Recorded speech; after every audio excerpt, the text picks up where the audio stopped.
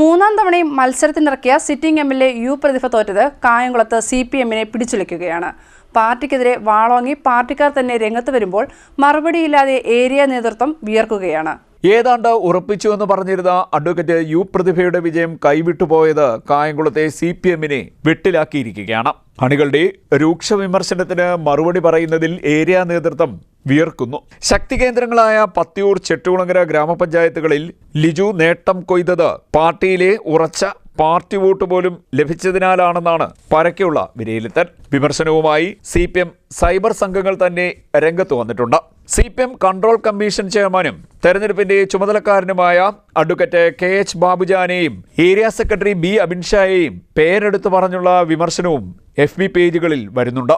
അതേസമയം പ്രതിഭയുടെ ചില വാക്കുകളും മകനുമായി ബന്ധപ്പെട്ട കഞ്ചാവ് കേസുമൊക്കെ തിരിച്ചടിയായിട്ടുണ്ടെന്നാണ് CPM-ലെ ചിലർ പറയുന്നത്.